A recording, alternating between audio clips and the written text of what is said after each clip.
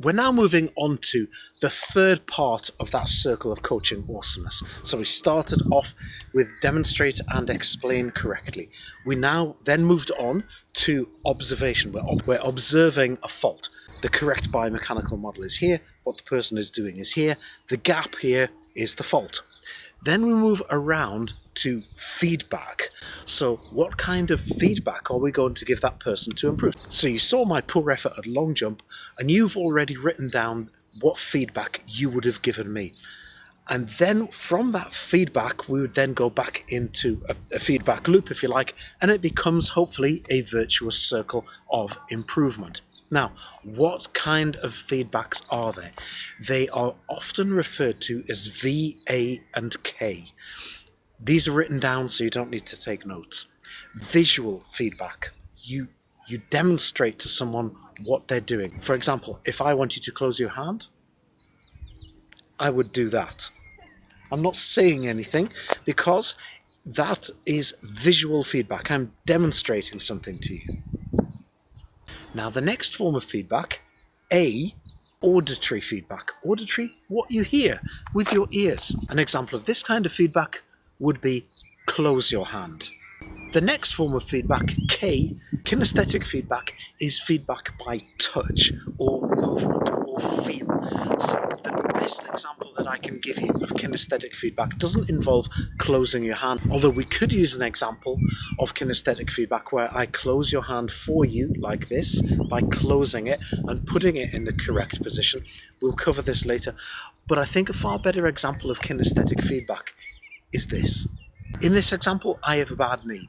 I'm going to walk towards you with a limp. Now, the reason that I'm walking towards you with a limp is that pain is altering my walking gait. Your gait is your method of propulsion, if you like. So my walking style, the way in which I walk. That's a nice way of putting it. So if I have a bad knee, that is going to change the way I walk. So you can see that pain has reprogrammed the way that I walk. Now, here's the thing. What do we do as coaches? Think about it. We reprogram, don't we? We've got a perfect biomechanical model here, and we've got what is presented here as the technique done by the person we're teaching. Here's the gap. We reprogram them to get them as close to this as we possibly can so that it's going to work well for them. Let me also just briefly at this point mention the fact that we can use multiple forms of feedback at the same time. These then are called concurrent feedback. I'll give you an example. Remember we did before?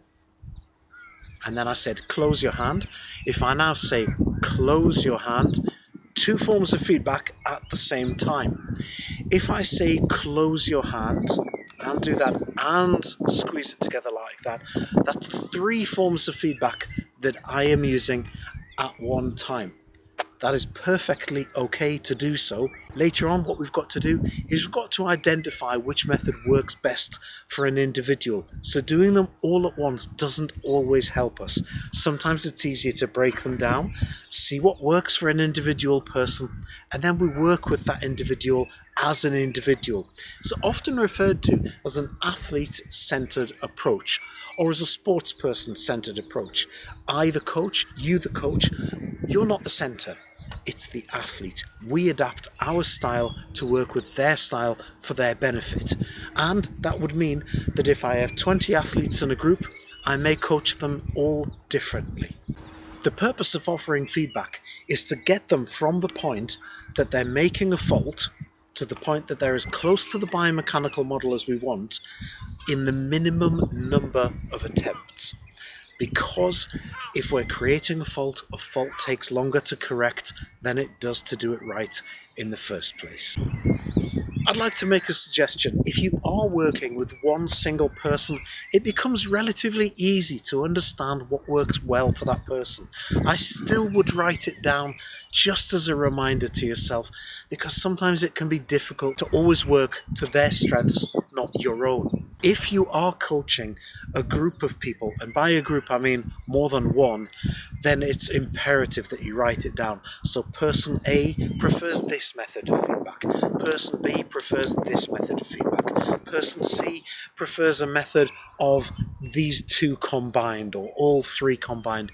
But do write it down because it makes it much simpler. Now let's examine each of these feedbacks in turn in a bit more detail.